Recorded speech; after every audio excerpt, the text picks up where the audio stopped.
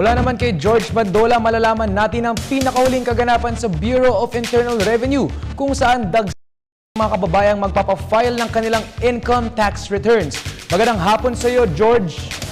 Magandang hapon, Zandrod. Magandang hapon sa ating mga kababayan. At tulad ng mga karaniwang pangyayari ngayon sa Bureau of Internal Revenue sa iba't ibang opisina sa buong bansa, ay naging abala nga rin ang mga tauhan ng BIR sa iba't ibang panig din ng Metro Manila para sa huling araw ng pagpa-file ng income tax returns.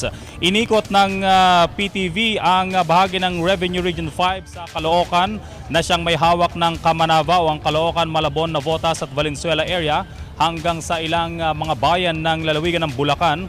Unang araw pa lang ng Abril ay naghanda na ng mga lamesa at upuan para sa inaasahang dagsa ng mga taxpayers. Ang opisinang yan ng BIR Revenue Region 5 ay nasa kahabaan ng EDSA malapit sa Monumento area. Pero ang pinakaharapang bangketa niyan ay yung pong sinasabi kong pinaglagyan ng mga upuan na yan at tent para ma-accommodate ang inaasahang daang-daan kung hindi man ng mga libo-libo mga taxpayers asahang dadagsa doon hanggang alas 5 ng hapon. Ayon kay Revenue Region 5 Director Gerardo Florendo, inaasahan na nila ang pagdagsa ng mga tao at tila hindi natuto sa mga nakaraang taon. Nasa kabila ng paalala ng kawanihan na simula pa lamang simula na ang pagpa-file ng ITR sa unang araw pa lang ng susunod na taon, hinihintay pa rin ng mga ito ang deadline tuwing ika-15 ng Abril o ika-15 ng Abril.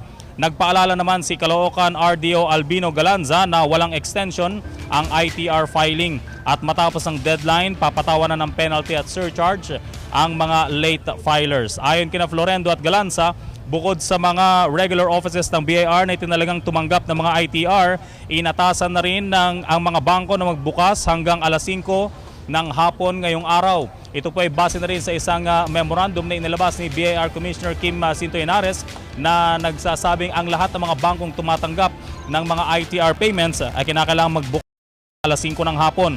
Mga bangkong tumatanggap ng mga income tax payments. Nagpalagay na rin ng mga dagdag na tauhan ng BIR RR5 Caloocan sa mga bangkong ito para direktang mag-process ng mga dokumento. Sa Revenue Region 6 Manila naman, inaasahang dagsa ang mga ITR filers mula sa Tondo, Binondo at Quiapo area. Ang mga BIR offices na ito inilagay na sa mga mall at iba pa. Dahil sa mga concentration na ito o sa area ng Tondo, Binondo at Quiapo ay siya may pinakamalaking bilang ng mga negosyante at kawani. Ayon rin kay Revenue Region 6 Director Simplicio Madulara. So ayan po ang ginawa naming pag-iikot ng ilang sa mga bahagi nitong Revenue Region offices ng BIR at lalong-lalo na dyan sa bahagi ng RR5 Caloocan na umahawak sa Kamanava area at Bulacan kung saan nandun si Jerry Calilero. Ayan, maraming salamat mga kaibigan. Mula naman po dito sa BIR para sa Telebisyon ng Bayan, George Bandola. Maraming salamat sa iyo, George Bandola.